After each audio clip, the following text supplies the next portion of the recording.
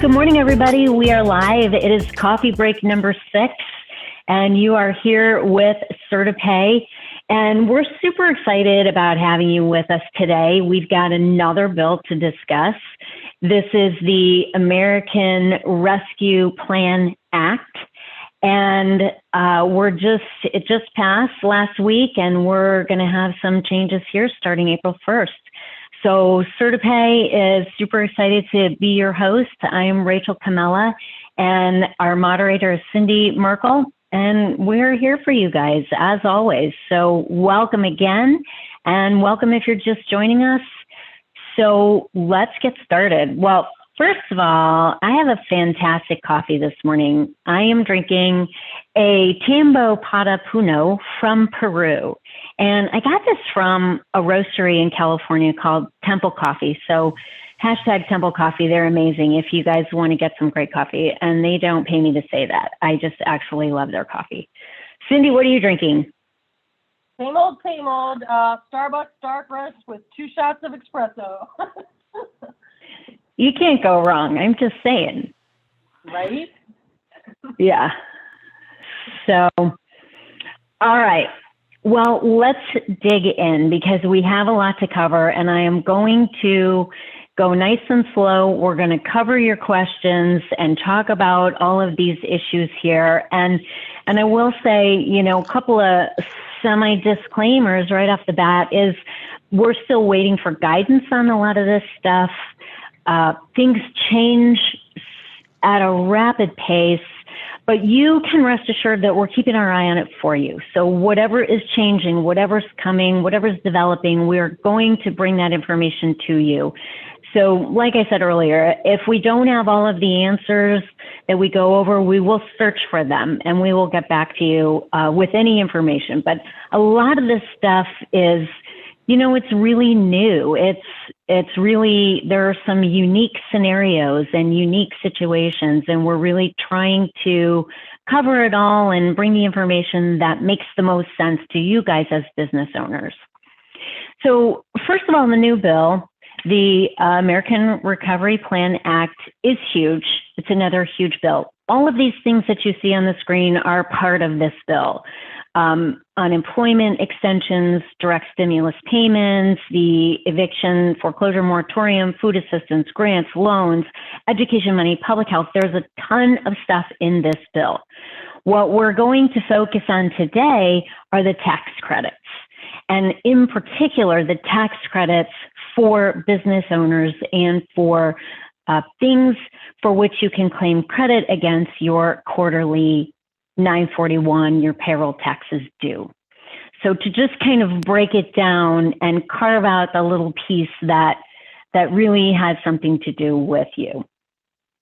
So like I said, tax credits.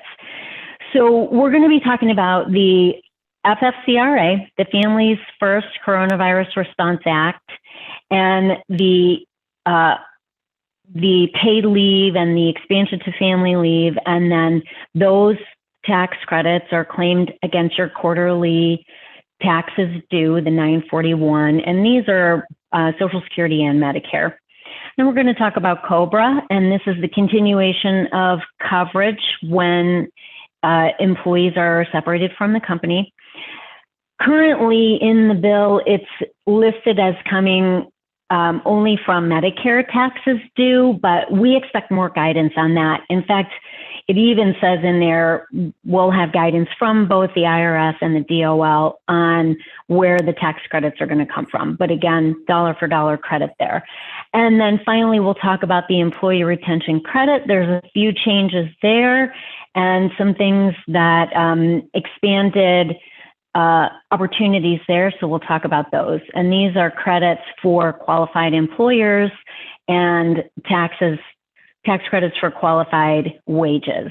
And again, this one is coming from your 941, from your quarterly payroll taxes due, Social Security and Medicare. All right, so we're going to start with the FFCRA, with our Families First Coronavirus Response Act.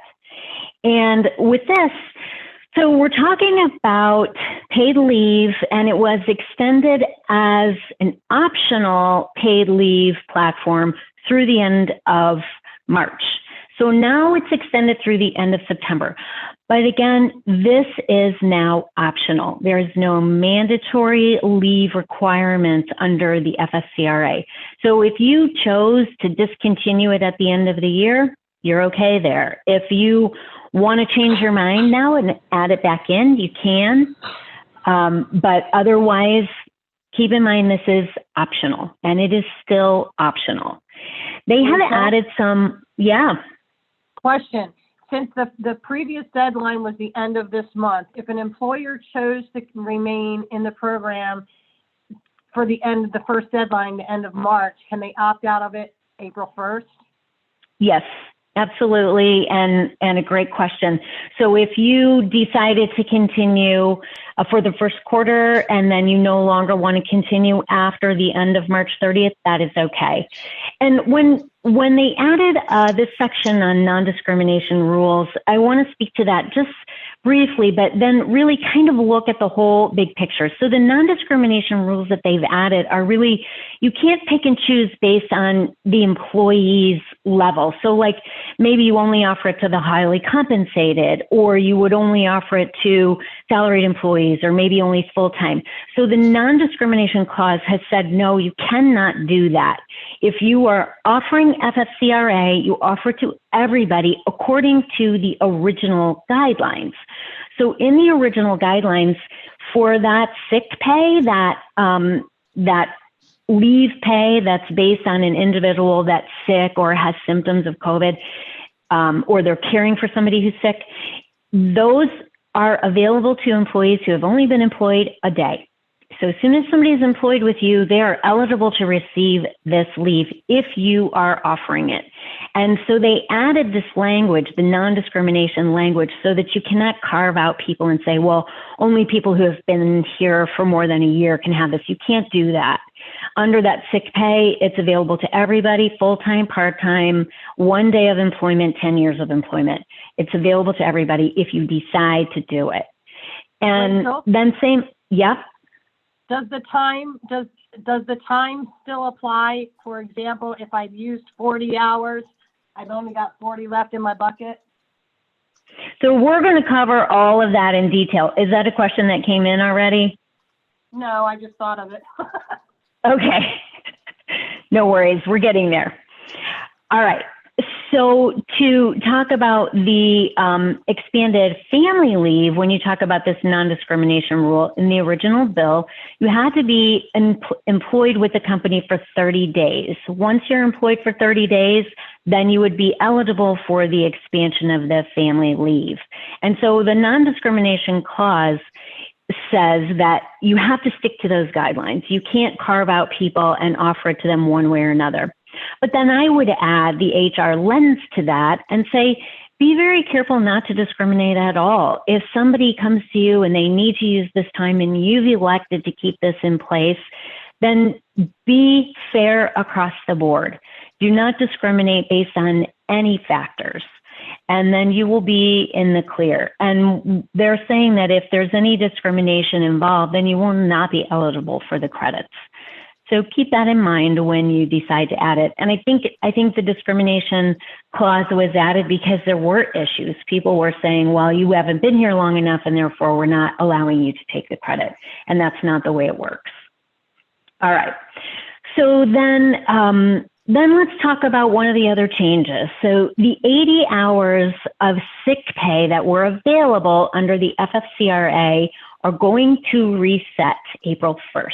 So we are only talking about that 2 weeks of sick pay that was part of the FFCRA. So under the sick pay piece, this is the $511 for the individual who is sick, has symptoms, has been told to quarantine. And then if that individual is caring for somebody else, it's capped at $200 a day and up to that 80-hour window. And it's 2/3 pay if you're caring for somebody else. So under the 80 hours of sick pay, they had 80 hours before, and now these 80 hours are going to reset in April. So to speak to the question that Cindy's asking about, kind of reset.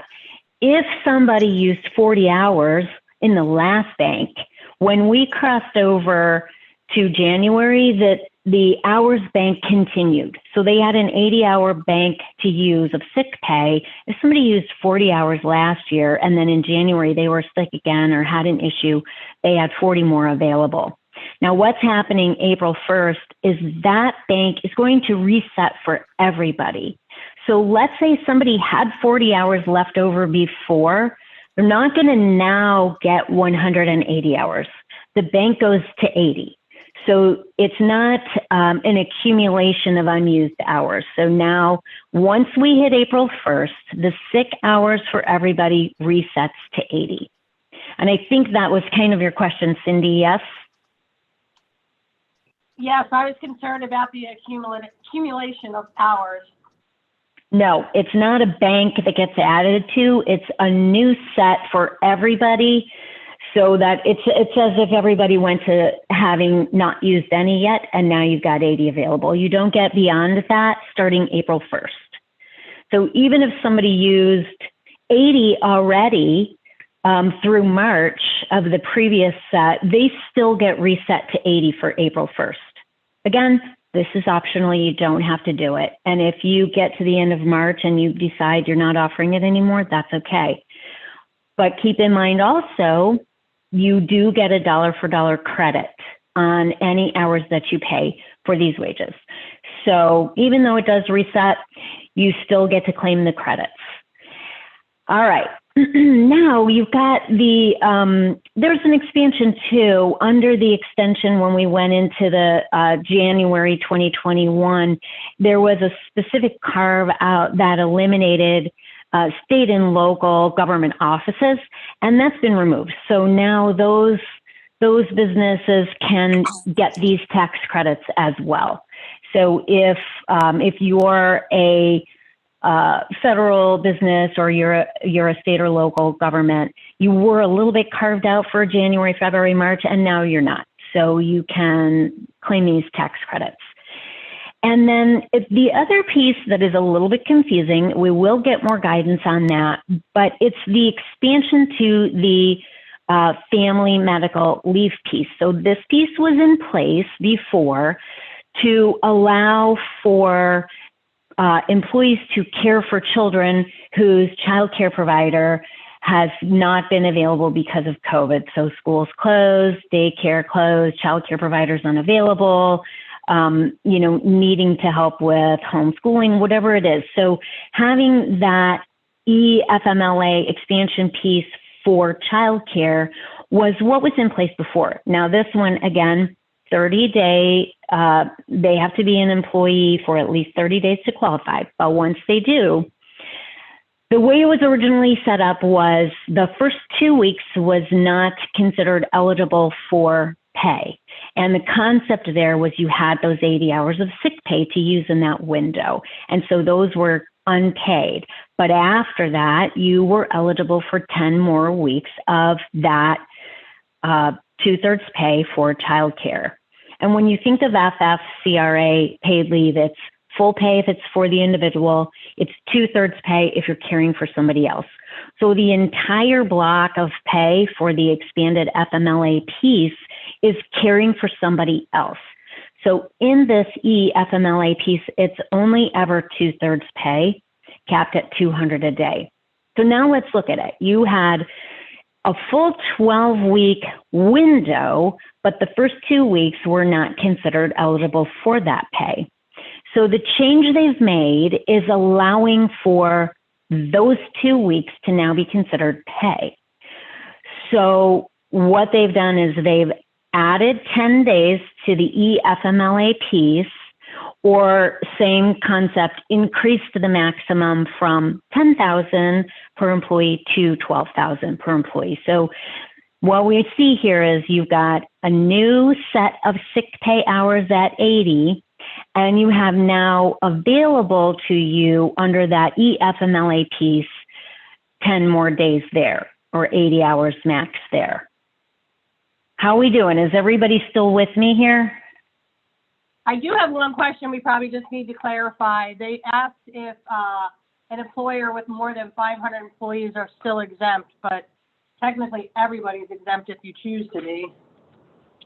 Yeah, that's a great question because this FFCRA is only for employers under 500. So that is an excellent question. And yes, 500 and under are eligible to get the tax credits for FFCRA. And again, the concept there is that employers who have more than 500 employees probably have a pretty robust PTO and sick plan in place, so they didn't put those kinds of tax breaks in place there. That's a great question too. All right, so again, let's just kind of recap. This is a lot of what I already said. I just didn't switch the slide, but the sick pay hours reset to 80. Again, if you're caring for yourself, you're sick, you've got symptoms, you've been diagnosed with COVID, you've been told to self-quarantine, that is full pay capped at $5.11 a day. If you are out sick because you are caring for somebody else who is sick, who is told to quarantine, you're caring for another person, it's 2/3 pay. And both of these scenarios have some new reasons for qualifying, and we'll talk about that in just a second. And then the emergency FMLA piece is all 2/3 capped at that $200 a day. So before you had those 10 weeks available at the 2/3 pay plus the first 2 weeks where you were going to use your sick pay for it. Now that's available. So you've got 2 more weeks to use there. Again, the dollar amount went from $10,000 to $12,000 in that EFMLA expansion piece. So what are the new reasons? Now, it's interesting the way they did it because they've added these additional reasons, but they're available for both. So you can use that 2/3 pay under the EFMLA, even if it's you seeking a vaccine. So when would that happen? Well, it would happen in a case where maybe somebody was out sick for that sick pay the first 2 weeks and exhausted those hours, but maybe still had some available for that EFMLA. And so here are the new reasons they've added. In addition to the ones that were already in place, if you are seeking or waiting for results of a test or diagnosis, if your employer has sent you for a test or diagnosis, if you're seeking or obtaining the vaccine, or if you're recovering from any condition connected to receiving the vaccine. So these are all the new reasons that are covered under the FFCRA for the tax credits. And again, keep in mind this is now optional. So even if these things do apply, you don't have to pay the employees to go do it. But if you choose to, then you will be eligible to receive the tax credits. And these are going to come from your 941 quarterly taxes, and you apply the credit for the quarter for which the hours are paid.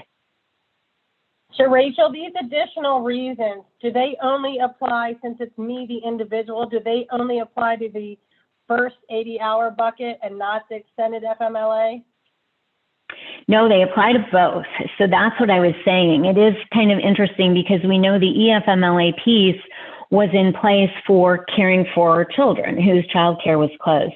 However, now with this expansion, you can use the EFMLA hours at 2/3 pay if somebody is going for a vaccine. So, I mean, if they've got the sick pay available and they can get the full pay for doing that, that's a better move, because you get the full credit for the wages paid there. If they don't have any of these 80 hours available, and that's going to be after April 1st, so they will have had to have exhausted their 80 hours pretty quickly. But let's say they do for one reason or another, then they would still, you would still qualify as a business owner to get credit for 2/3 pay for that individual.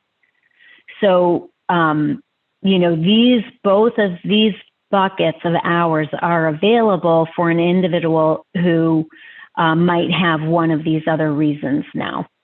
But one is paid at 2/3 pay and the other is paid at full pay if it's for the individual.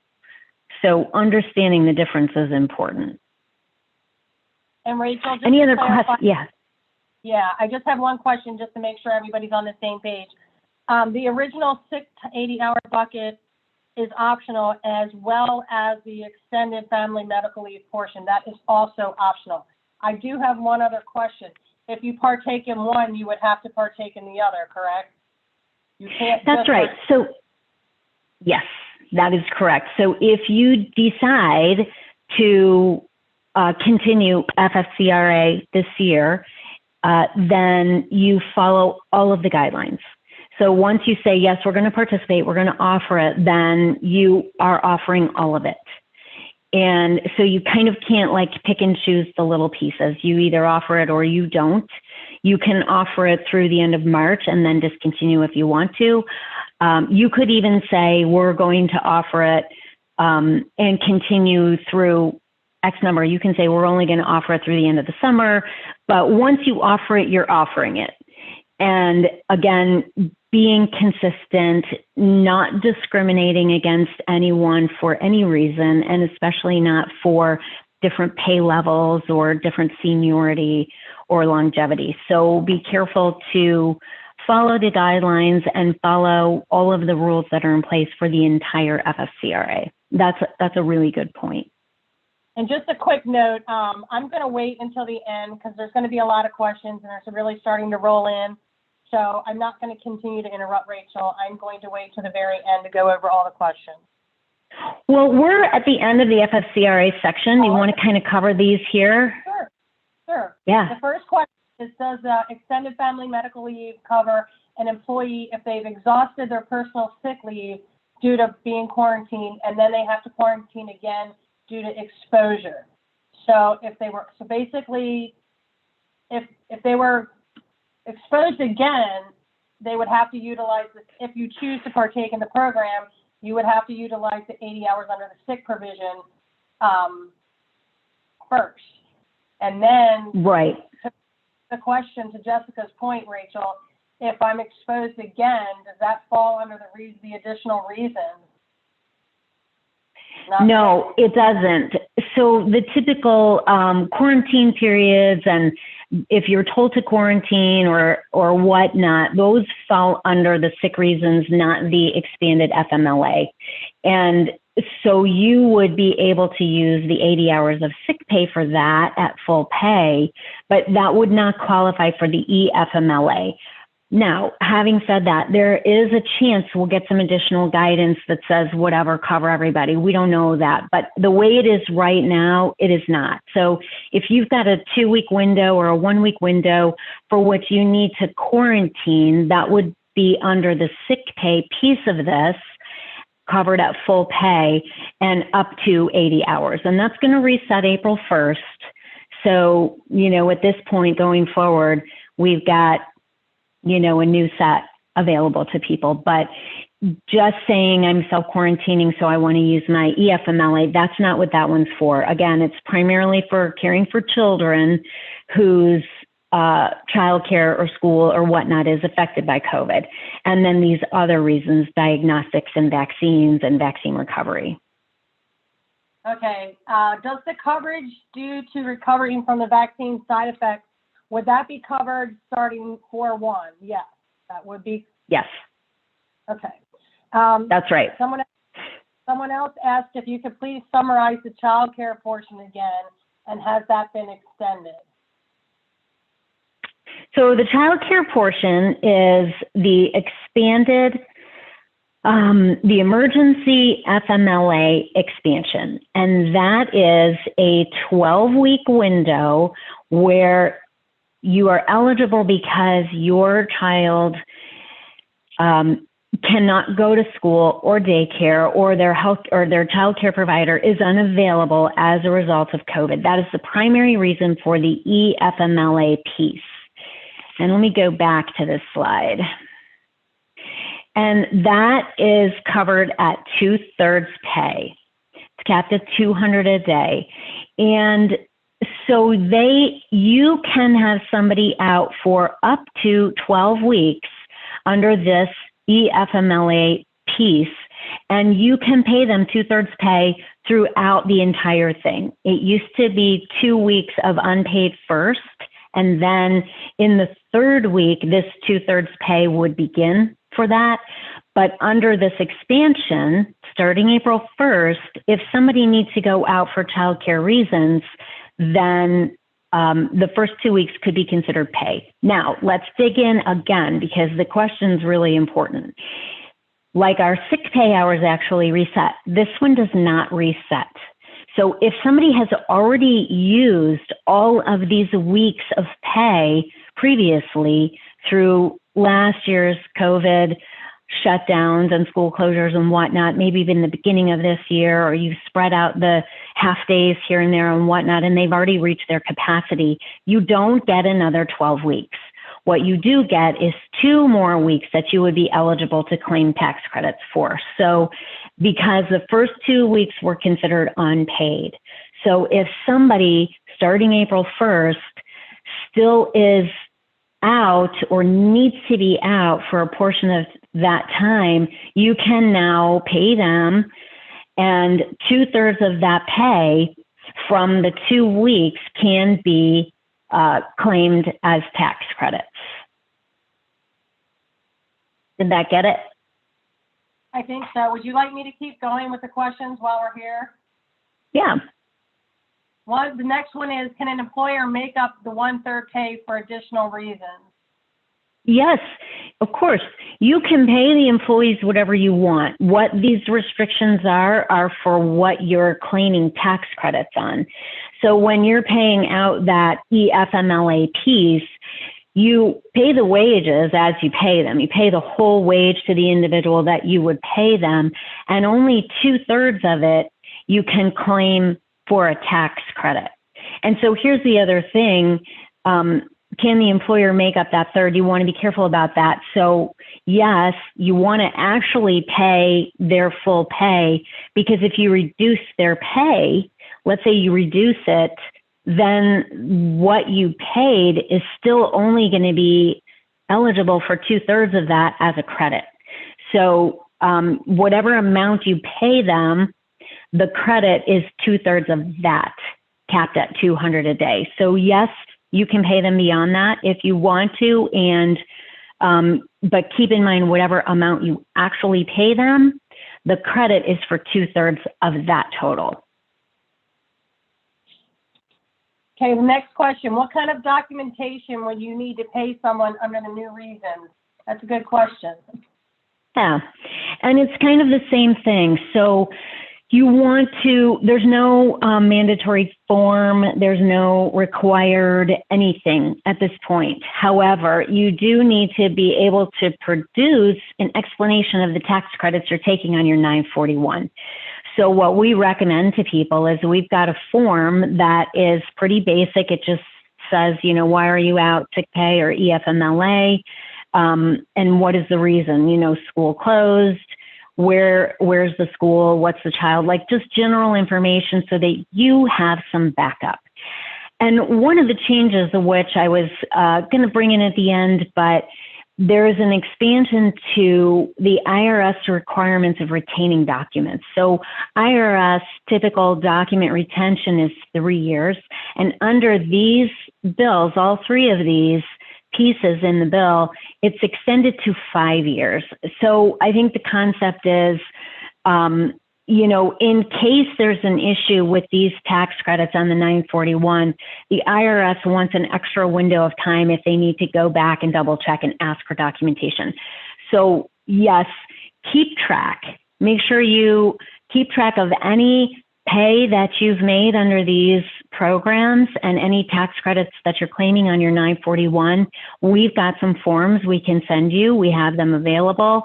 And even if you use your own forms and your own documentation, you can, but have something that shows these are the dollars paid, these are why, this is the individual, and these are the credits I took on the 941.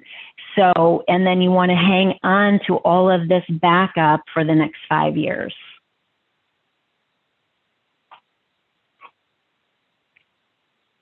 Okay. Sorry. One of the questions was the paperwork you're speaking about, Rachel. Jessica, your payroll coordinator should have that, but if not, you can put your email address in the chat box and I'll make sure it gets out. I've also had a sidebar with Tammy, and we may need to make some changes to that form in order to accommodate the current situation. So we can certainly do that for you as well. Another question, if a child's classroom closes and the child is considered exposed, it would be under the personal sick leave caring for someone else, correct? Yes, that's right. Go ahead, Rach. Yeah. Yep, that's right. So it would be under that caring, that 2/3 pay, caring for somebody else. But also, I mean, it's under the EFMLA as well. You are caring for a child because they cannot go to school as a result of COVID. So that is an example of either place. It would apply in either place. And it's 2/3 pay. So again, you kind of apply it wherever it makes the most sense. This is a very good question. This particular employer has offered time off for the vaccine recovery process, and they would like to know if they can claim the 2/3 credit on that, since they've offered that they've taken it upon themselves to offer time off. Yes, they can. So keep in mind here, you can't just automatically go claim credit 2/3 pay for people who went for a vaccine. So what you're saying is then I'm going to elect to keep FFCRA in place. So be careful. Don't just pick and choose on paying that for the vaccine. That's one of the discrimination pieces that they talk about. So if you want to do that, you want to claim the credit for people who are recovering from the vaccine, then you're saying I'm offering FFCRA to everyone and as it's listed. So yes, you can, but that means you've elected to keep it in place and you're going to follow all of it. I think that's a key piece that everybody needs to keep in mind. This is optional for you. So all these scenarios, we appreciate you wanting to take care of your employees, but once you jump in the water, you got to stay in the water. Once you're in, you're in. That's right. And so, you know, if you want to, if you're saying, you know, we'll go ahead and pay for your recovery time for vaccines, you can do that without doing all of FFCRA, but you can't claim the credit for it. You can only claim the credits under these FFCRA reasons if you apply it all. Now you can say, we're going to pay for it and that's on us and we're not going to claim it. That's okay. But if you want to claim these credits, then you are saying I'm doing FFCRA. Okay, I think we're ready to move on. Okay, great. And no worries, if another question comes up, pop it in the chat box and Cindy will keep an eye on that. Okay, so next we go to COBRA. So starting April 1st, a COBRA subsidy will be in place for a 6-month window. And I call it free COBRA in here because it's free to the recipient who is eligible for the subsidy. It isn't free because you as a business owner are going to continue to pay for that individual on your bill, or you know, the plan administrator or the broker. However it's structured, you continue to pay for it, but then there's a tax credit for the full amount, including administrative fees. So it's a nice little break for people who might have lost coverage and not have the money to pay for coverage. And so it's that 6-month window. It goes from April 1st through the end of September. Now, we need to dig in because it gets a little bit confusing. And so listen, take a deep breath and we'll figure it out. This is one of those places where you absolutely should get some help.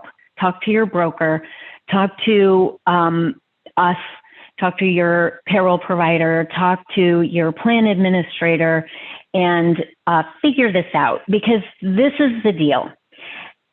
And this is not an optional thing. This COBRA subsidy is in place. It is mandatory. if people qualify, then they could be eligible.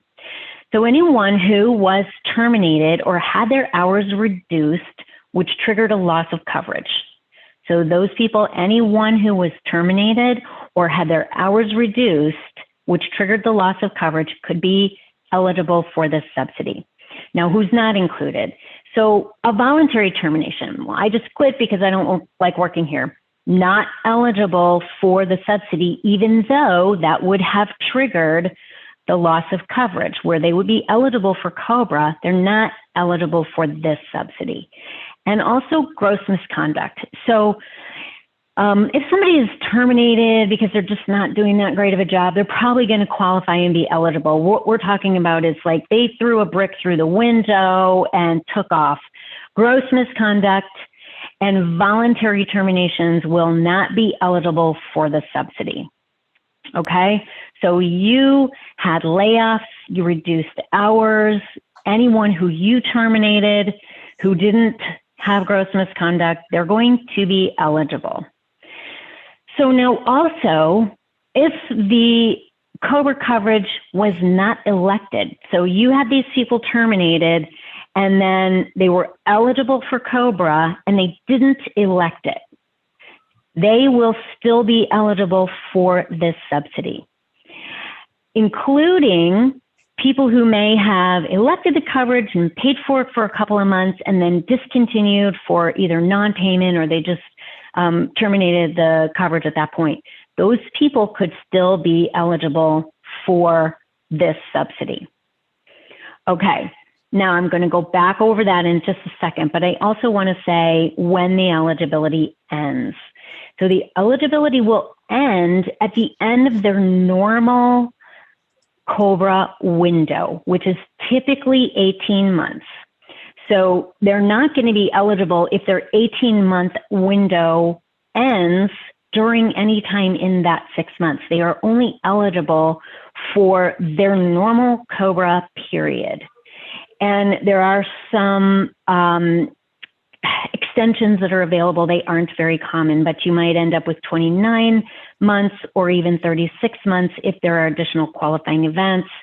So what I would say is anytime there is something that is not the norm, ask us, ask your administrator, ask your broker. If you've got any extensions or rare qualifying event situations that happen, it's typically disability or death within the first 60 days of COBRA eligibility.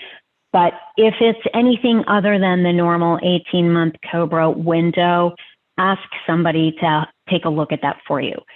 So that would end the eligibility for the subsidy.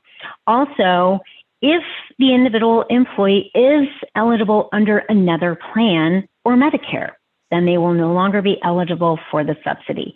And so that means, let's say somebody, you terminated somebody because you didn't have the work, so they were laid off, they were eligible for COBRA, and then maybe they declined to take the COBRA, but they're in this next 18-month window where they could if they wanted, and they elect to activate their COBRA and take the subsidy starting April 1st. Well, let's say then they get another job and they're eligible for other coverage. It is now the responsibility of the individual to let you know they've got other coverage. And, you know, so one of the things that's going to make this a challenge to administer is you've got to actually know these people. You've got to know what's happening in their lives. That's not always possible. So the onus is on the individual to notify us, the business owners or the plan, that they've got other coverage. And it is subject to fines and fees and loss of coverage. So there are things in there, but it'll be something that you might have to kind of pay attention to. So here's what we say. Again, I've said it a bunch of times on this, and that's for a reason. It's because this one's a little bit tricky. But contact your plan administrator, your broker, get some help with this, and it won't be so bad. So what you might do is start by making a list of anyone who's eligible. And so technically, you want to go back to anyone who you've terminated between now and going backwards to October of 2019. and take a look at anyone who was terminated in that window. So if they were terminated in October of 2019, where they would be eligible November 1st, 2019 for COBRA, then that individual could be eligible for 1 month of this subsidy. And that's because their 18-month window would end at the end of April. So you want to kind of make this list. Go back and look at anyone who was terminated, double check the termination reasons, make sure they would actually be eligible, and then cross-reference that with who's on your plan. So who actually had coverage at the time of termination. They have to have had the coverage and been eligible for COBRA in order for this to be eligible for the subsidy. So now make a list of all those individuals and anyone on their plan at the time, including dependents. Yes, so now you've got to go back go backwards, make a full list, and also you're going to keep track of this going forward. Make a full list of anyone who was eligible on your plan at termination and who had a qualified termination reason. Good? Including those dependents. Now, Rachel, yeah. Can you just go over the time frame again, the 18 months? Would that Right. start counting back from April 1st, which would take it, do you count it now, which would make it different Yes. than if you count it April 1st? Yeah, so you're going to go back. What I picked October of 2019 because most of the time your termination, you have COBRA coverage starting the first of the following month. So if you're terminated in October and your coverage ended in October, you would be eligible November 1st. So then count 18 months from there. So if you're eligible for COBRA starting November 1st and we go forward 18 months, that takes you all the way through the end of April. So you're eligible, your 18th month of COBRA would be April of this year. And that's why that individual would be eligible only for 1 month of the subsidy because their normal coverage of COBRA would have ended at the end of April. Now keep going. You've got people who would have started December 1st. Theirs won't expire until the end of May. And then you have the people in January. Theirs would expire at the end of June. So you kind of have to take a look at that rolling window of 18 months and see who's eligible in there. And that's why I say make the list first. Like, don't panic until you know how many people you're talking about. Make your list. Who was on your plan? Who was on your plan at the time of termination? Their termination reason was, you terminated them or reduced their hours, so they're eligible. And then any dependents who were on the plan at the time. Those are the people that you're looking at here. And the eligibility is for an 18-month window. Now, you're going to have people who you reduced their hours just this last December or January or whatnot. So they're going to be eligible for the entire 6-month subsidy. So going back to get enough of the people who would be eligible, you just start with that list. Did I get it? So, yes, you did, but this is a really good question. They want to know if they're supposed to be the one to call all these people and ask them if they had coverage or if they currently have coverage, which would disqualify them. So how do you manage, after you run your report, whose responsibility is it to pick up the phone? Is it the employer's or does the ex-employee need to reach out? What's that piece? Okay. That takes us right into our next slide. So it's a perfect question.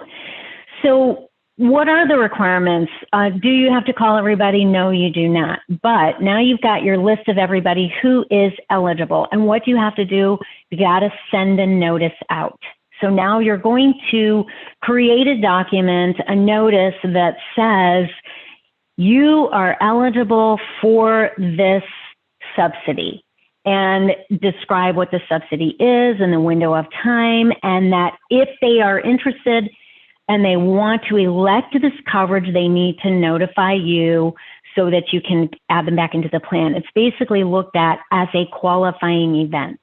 Now, in your letter, you might add some documentation that says if you are eligible for other coverage, you are not eligible for the subsidy. If you have other coverage, you're not eligible for the subsidy. So you want to have some language in there. And you can alter your current COBRA notification letter so that you've got all of this information in there. The DOL has stated they're planning to issue a model letter for people to use, so you can sit tight for a little bit here, see if the DOL gives us this model example. We will keep an eye out for it. I haven't seen it yet, but if you are anxious and ready and you want to send it out, alter your current notice and put that language in there. So no, you don't have to call everybody, but put the language in your letter. If you have other coverage, you are not eligible for this. And subject to, fines and fees and whatnot. And so then you put it on them. You've sent the notice, and then let them reach out to you. Now, this is where kind of administratively, this is a little bit of a handful, and every one of you out there is going to look a little bit different on this and how it looks in your business, because do you have a broker? Do you have a plan administrator? Are you fully insured? Are you a self-funded program? All of these things will look a little bit different. So that's why I say get help. So you're going to have these people who they're going to get the letter, and they might either call you or send an email, or there's going to be some communication. So put that in your letter too. If you are interested in adding the COBRA coverage to participate in this subsidy, here's the number to call, or here's the email to call. Set that up ahead of time so that you've got a procedure in place to handle all these that come through. And then, so here's how the notice works. This is considered a 60-day special enrollment period, and it begins April 1st. And it will last 60 days from the date they receive this letter that you send them. So get these letters ready, get your list ready, get your letter out as quickly as you can, because once the letter is received, that's what starts the 60-day counter on this enrollment period. And then people can enroll in their regular COBRA plan and get this subsidy. So it will be completely covered for them. And how does it look on your end too? Same thing. If you pay your premiums, your business just pays the premium for everybody, then you're going to add that person back into the plan and pay that premium. And then you will collect those premium dollars, offsetting your quarterly taxes due. And again, we're going to get more guidance on this from the IRS because it's a little bit gray right now. Its listing is just coming from Medicare, but a lot of, depending on how many end up on this plan, there's a good chance there wouldn't be enough tax dollars there. So, and again, same as the other ones, you can do the Form 7200 and get the refund dollars ahead of time. If you're due more credits than taxes available, you can get that refunded. So there are ways to make sure you get these dollars covered with the tax dollars, but we're going to get some more guidance on that coming up. And so also this is a big window of time. You may have changed your plan since then. You may have had an open enrollment period where the same plan that they had before isn't available. So you don't have to offer them higher level plans. You only have to offer them equal or lower plans than what they already had. So, and if you've got different plans, you might include that in your language when you send the information out. That was a long-winded answer to that, but yeah. Okay, so finally. If they did, when they were termed and they did not elect COBRA in the normal time frame to do so, can they come back and want it now once they get this letter? Yes, that is exactly what this is. It's considered a qualifying event. So even if you termed this employee in the middle of 2020 and they were eligible for COBRA, and their dependents were eligible for COBRA, and they declined coverage, or they just didn't respond or whatever. It doesn't matter. All of those people are now eligible to get back on the plan starting April 1st, and with no COBRA payments. So those people, including dependents, so even let's say the individual employee still doesn't want to get on the plan, but the dependents do, they would be eligible to get on the plan without paying the COBRA premiums.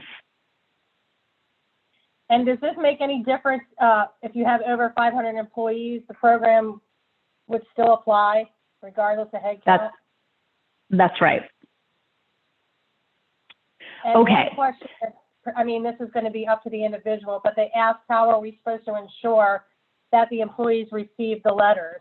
You know, that's a good question. I mean, you're going to need some sort of proof, whether it be certified mail or what have you.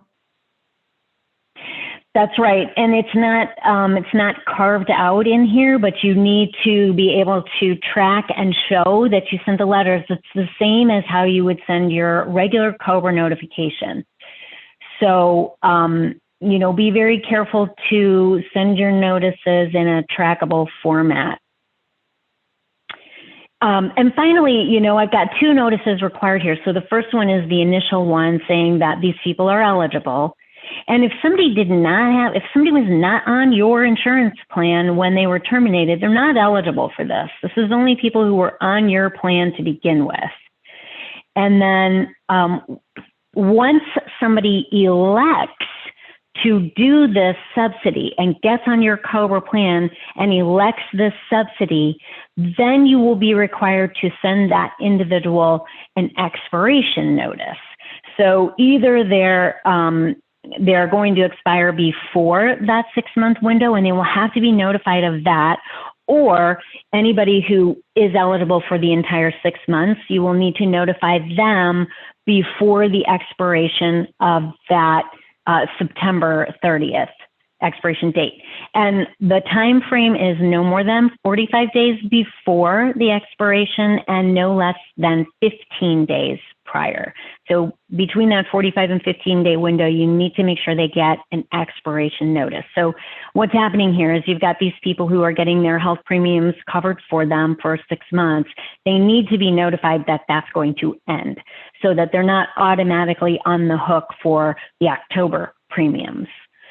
So keep in mind, and that you only send that second notice for people that actually get on the plan and do the subsidy. Does that make sense? Yes, it does. Okay. And I don't know where you want me with the questions. Do you want me to hold off now, or do you want me to continue? Well, let's go with COBRA questions. Any COBRA questions? Our COBRA questions, yes. Okay, first of all, the first one, if the terminated employees have a new job and have coverage with their new employer, can they drop off their old? For example, if I get a new job, can I cancel that insurance and come back to you again? No. So same thing when we talk about the eligibility. As soon as somebody is eligible under another plan or for Medicare, they are not eligible for the subsidy. So if somebody actually drops off of a current plan that they're on, number one, you can't do that mid-year without a qualifying event anyway. Number two, they would not be eligible for this, and they would be subject to fines and fees. So it's very important to include that in your letter, that it would only apply if you are not eligible for any other plan or Medicare. So if they're eligible, or if they're currently on another plan, they're not going to be eligible for this subsidy. Okay, the other question that I have is, if your plan changed, and I believe you just covered this, but if the plan changed when the individual comes back to be put on the plan, do you have to offer them the upgraded, if you have a better plan now, do you have to offer that to them, or can you give them something equal or lesser than they had the first time? Yeah, you only have to offer them equal or lesser to. So if you have an upgraded plan, then you can, look at a plan that is either similar to in value or lower. And then same kind of thing in terms of the credit. So the coverage will be paid up to that amount. I mean, if you have somebody, let's say you are only offering a different kind of plan that has a difference, then you would have to look at that on a case-by-case basis. But equal to or lesser is what's eligible for that credit. So they can get it free up to that number. And then if, let's say, they wanted to pay the difference, that might be an option there. But equal to or lesser is what the requirement is. Mm-hmm. I just wanted to clarify, Jessica, to your question, what if they got a new job, new insurance, and then they lost that job and that insurance? If they chose to elect, it would be that employer's responsibility to reach out to them, not yours, because they've already got new employment and they're under a different plan. So you're once removed from the situation, so that would not be your responsibility. Actually, no. See, the way that looks is they perhaps would get a notice from both, because if they're within the 18-month window of your plan, they would be eligible. If they're, let's say, they just left an employer and had COBRA available under a plan this year, they would be under a new 18-month window with that plan. They would be eligible for both. So it would be. How would that look? I mean, how am I going to carry two insurance plans? You're not going to carry two. You're going to pick one. So, even though they might be eligible under both plans, maybe they would say, oh, I know the plan in company A was better. I'm going to pick that one.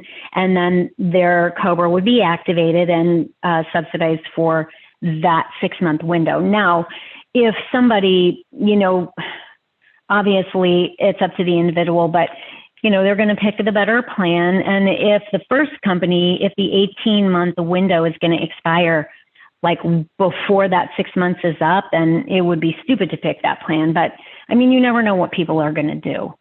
If they are within their 18-month window of eligibility at your company, then you will be required to send them the letter notifying them of eligibility. And you don't necessarily know what they've been doing. And that's what I was saying, it's kind of hard to administer because you almost have to have a little bit of information. But just because they were on your plan and their 18-month window is still open, that means you've got to send them that notice. Well, do you have the right to ask them? Are you currently shopping another COBRA? I mean, if I'm required to send a letter and you have me as an option and a previous employer as an option, do I have the right to ask the employee, what is the other plan, who's it with, or is that just no one's business at this point? Yeah, it really doesn't matter. I would say that's probably not the best practice here. In order for businesses to really cover yourself, you want to take a look at what the requirements are and follow the requirements. If you've got somebody who was on your plan, including dependents, they were eligible to termination, they're within their 18-month window, send them the letter. Have all the language clear in the letter. You cannot be eligible for another plan, you're whatever. Have all of the language clear in the letter, and then you are covered. And let the people elect it or not, and then see what you've got after that. And anyone who does elect it, you're going to get these tax dollars offset and credited, including the fees. So you can do up to that 102% of the premiums. And keep in mind, it's health, dental, vision, any plans they had when they left, any COBRA eligible participants, that's who's eligible here. Yes, I was answering Linda's question. She's asking about the tax credit. Do we have any concept or idea of how that's going to be offset on the 941s, but how would that be for, just like with the payroll in the past, with the FFCRA credit, will that just automatically, will our payroll coordinators automatically handle that? And will that automatically go to our tax department? How's that piece going to look? Do we know? So those pieces are going to be a little bit different for everybody. And so that's kind of an internal question. You want to carve that out. Yes, That is a great question. That's what you need to ask internally and figure out what your process is going to look like. So if you've got people who now elect to be on the plan, those have to be offset for the 941. It's not something necessarily that you would do per pay cycle because it's tied to premiums. It's not tied to pay. So it's something that is probably exclusively going to be line items on the 941. Or even, you know, if you've got people who are eligible and sign up to do the COBRA with the subsidy, you can fill out the forms ahead of time with a projection of how much it's going to be and get those credit dollars ahead of time. That's another good way to do it. And that would be using that Form 7200. The question is all of this mandatory? Sending the letters, adding them back into your plan, the election for COBRA, etc. Yes, it's all mandatory. This is mandatory. Anybody who is eligible for COBRA is eligible for this. And that's why, you know, there's no limits on anything. It's just, were they eligible for COBRA? Are we within 18 months? Are they still eligible? The subsidy is available. And you get the tax credits for it. This question says, if we currently do not utilize COBRA in CertiPay, then how would they need to do their 940? How would they receive their 941 credit? So another thing that you want to take a look at, where is the bill getting paid? Where are those dollars? Is it through a plan administrator? Is it through, does your broker handle these payments? And so wherever the dollars come from, you're just going to show that for your 941 on your quarterly return and offset it with those taxes due. Again, we are going to get some more guidance on this in the next couple of weeks. I anticipate both a model letter to come out and some guidance on the tax and credit piece. So stay tuned. We'll give you more information about how to do that. All right, we're caught up. All right, so now the employee retention credit, what you've all been waiting for. So under the employee retention credit, we had in 2020, you could, if you were a qualified employer, so under 500 employees, 100 threshold for pay versus working versus not working, and then reduced wages, decline revenue, not reduced wages, decline revenue at 50%, and then the calculation of credits for wages paid, 50% up to 10,000 wages, so 5,000 credits. That was 2020. And then in 2021, we changed the calculation to that 70%, so $7,000 credit per employee, and it was per quarter. So for 2021, we had first and second quarters in the new plan. Now in this new plan, it's extended through the rest of the year. So all 4 quarters in 2021, each one with its own 7,000 per employee credit availability. So you have to be a qualified employer and you have to have qualified wages. So the qualified employers are under 500 employees total. So if you've got 51% ownership across all your companies, you add up all those employees together to figure out if you're in this threshold here. And then to qualify, you've got a decline in revenue or a shutdown or partial shutdown. And when that occurs, you're qualified for that quarter and the next quarter. So those are now in place for the whole year, all 4 quarters. That's just a quick recap. So now we've got a few changes. So in order to be a qualified employer, like I said, either subject to shutdown or having that decline in gross receipts for this year of 20%. Now there's some new things added that will also qualify you. These 2 new qualifiers are only for 2021. We do not have a retro qualifier for these two categories, even though we had some retro qualifiers for the other categories going back to 2020 because of that PPP, overlap situation. I'm going to talk about that in a minute. But these two new reasons are for 2021, all 4 quarters. And the first is a startup business. And so this is for a startup business with less than $1 million in gross receipts, and for a business that was established after February 15th of 2020.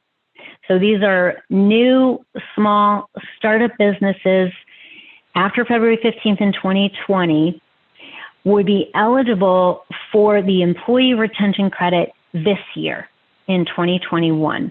It is limited to $5,000 per quarter, but it is also following the same guidelines. So you can only do that 70% of wages paid number up to $10,000 per employee, but it's capped at credits of $50,000 per quarter for these small businesses.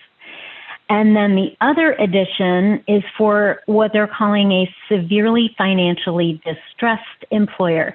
Now this one, the employee count doesn't matter. So this could be employers beyond 500 employee headcount, but if they were severely distressed, meaning a 90% reduction in gross receipts, they could qualify for these wage credits for all of the employees they have. Same thing. 70% of the qualified wages paid up to $10,000 per employee per quarter, and that is for 2021. So these are two new categories that are added for 2021. Rachel, how does it relate to your PPP money? Are these credits can you still apply for these credits if you got your PPP money? Yep. Next point. So as I said before, it used to be that if you received the PPP, you were not eligible for the employee retention credits, and that's changed. So even if you got the PPP and you met all those other qualifications in 2020, you could still claim employee retention credit dollars for 2020 following 2020 guidance. So you have to be careful there and take a look at, that guidance. So you're an employer under 500, the wages in 2020 that would be considered qualified wages are not your PPP wages, so you carve that out, and then only wages paid for employees who did not work. If you were under 100 and you were ordered to shut down or had those gross receipt reduction, then you carve out your PPP dollars, and then you can claim those wage credits for wages even if the people were working. Okay, so that 100 threshold for 2020 applies. All the guidance for collecting that employee retention credit in 2020 is still intact, but you can go back and get those additional wage credits. Now, in 2021, you can still do both as well. So if you got the PPP or if you've got second round PPP, then you just carve out your PPP wage dollars. Anything that you're using your PPP loan dollars to pay for does not apply. But before your loan and after your loan, you might qualify for employee retention credits if you meet all of the correct eligibility. So yes, you can do both, just not at the same time for the same dollars. Same thing with your FFCRA wage credits, or for those dollars. You cannot have any overlap with any of these. You can only get the tax credits for one thing at a time. So just separate them out so you can maximize and get credits for the right things. Okay, so these I already said. The retro applies to the 2020 overlap with PPP and ERC, and the rules apply there. The biggest thing here is be careful about the double dipping. Separate all three of these categories and what you claim credits on. How we doing? Any ERC questions? I do have one. It says, is the shutdown required to be governmentally mandated, or would a shutdown be defined because of a COVID outbreak qualify as well? Yeah, so a COVID outbreak does not qualify as a shutdown. So you've got a shutdown or a partial shutdown, and that is basically a government order. So you've been ordered to close or shut down. But another example would be something like, let's say you've got your primary supplier has been ordered to shut down, and as a result, you cannot get those materials. That would be considered a partial shutdown. Having to close because you have an outbreak of COVID doesn't actually qualify as a shutdown or partial shutdown, but what that would give you is take a look at what the gross receipts are. Does that cause you to have a 20% reduction in gross receipts?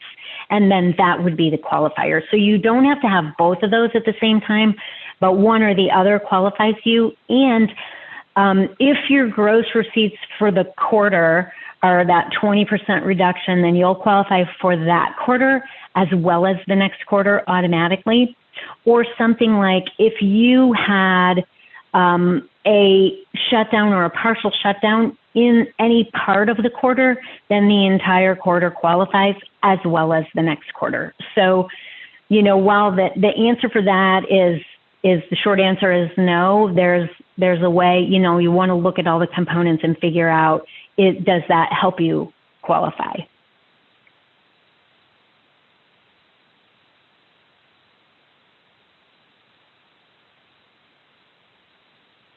I don't have any more questions.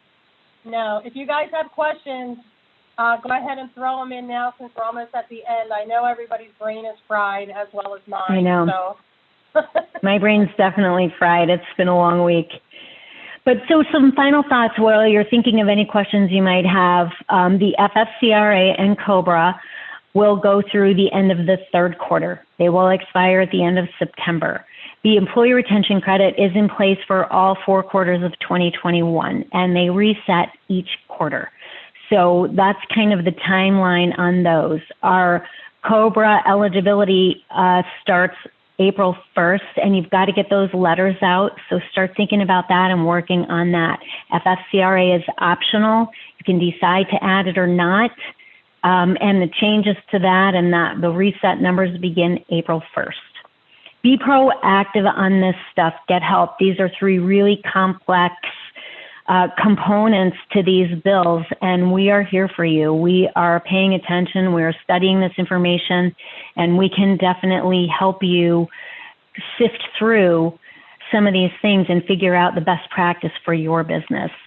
Another thing, you've heard me say it so many times over the last 6 coffee breaks and then some, is don't double dip. That's the biggest thing. You don't want to double dip. All of these tax credits are part of your 941 quarterly returns, and the IRS has added for any of these record retention expanding to 5 years. So keep that in mind too. Make sure you have backup, make sure you have clear paperwork in some format that shows what you did and why, and hang on to that stuff for the next 5 years. And you guys will be safe. Rachel, does 20% reduction in gross receipts alone qualify you for the retention credit? Yes. So the first qualifier is your employee head count. So if you are under 500, that's the first qualifier. Yes. Okay. Now 20% reduction in gross receipts. That's a qualifier. You don't also have to have the shutdown or partial shutdown piece. It's one or the other of those. So if you've got that reduction in gross receipts, you will qualify there, provided you're an eligible employer. And somebody did ask on our previous coffee break about the 20% reduction for gross receipts for a nonprofit and what are gross receipts for a nonprofit. And the IRS definition for gross receipts for a nonprofit is all dollars that come in the year. So you can look at donation dollars in that bucket as well. If those numbers are down 20% for the quarter, then you could be eligible and considered a qualified employer.